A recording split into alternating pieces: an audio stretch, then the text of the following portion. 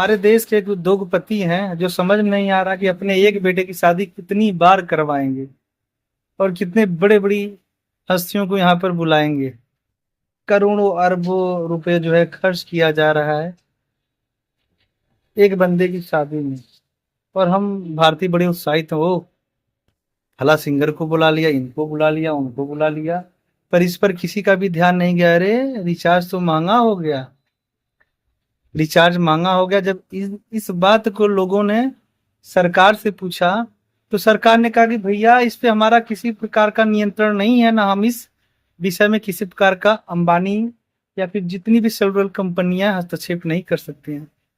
आप इन इतने बड़े बड़े उद्योगपति क्योंकि आपको भर भर के इलेक्ट्रल बॉन्ड के रूप में पैसा दिए हैं चुनाव के समय में, आप इनके बीच में नहीं बोल पाएंगे। ठीक। पर जब यही हमारे देश का किसान अपना अनाज उगाता है, उसकी उपज का सही दाम नहीं मिल पाता है, जब वो रोड पर आके धरना करता है, तब आप लोग उसे बड़ा गलत कहते हैं। कभी आप 1 बीघा लेके उसमें धान उगाइए, गेहूं उगाइए, उसके बाद आपको सही कीमत पता चल जाएगा कि हाँ, एक किसान को कितना कुछ सहना पड़ता है, कितनी रातें जागनी पड़ती है, भूखे पेट मेहनत करना पड़ता है, उसके बाद भी उसका जो है सही उपज नहीं मिल पाता है उसके फसल का, और तमाम तरह के कर्ज और उसके ऊपर लद जाते हैं। तो दोस्तों, किसान को भी ये स्वतंत्रता देनी चाहिए कि वो डिसाइड करेगा।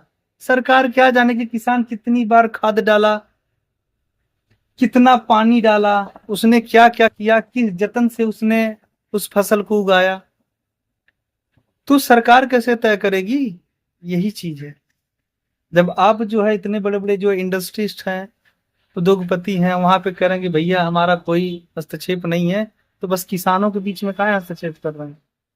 खाली कह देना कि नहीं यही मानक तय कर दिया गया है, मिनिमम सपोर्ट प्राइस, ठीक है, इसी के ऊपर सब लोग बेचेंगे।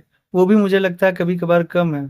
अभी हाल फिलहाल जो बढ़ाया गया एमएसपी, वो भी कम है। क्या आप चाहते हैं कि ये जो किसान है इसकी आर्थिक स्थिति कभी न सुधरे?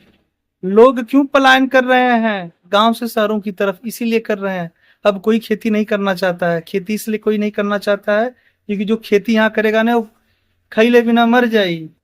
इसीलिए लोग पलायन कर रहे हैं, विदेश जा रहे हैं, मुंबई, दिल्ली, हैदराबाद, कोलकाता ऐसे बड़े बड़े शहरों में जा रहे हैं रोजी रोटी के लिए, रोजगार के लिए। ठीक। सरकार तो बस कह दे रही है कि नहीं भैया हमारा, we can not do anything. इसमें भी बोलो ना, इसमें तो दिखा दोगे कि किसान खालिस्तानी है, आतंकवादी है, तमाम तरह के आरोप उसके ऊपर मढ़ दोगे।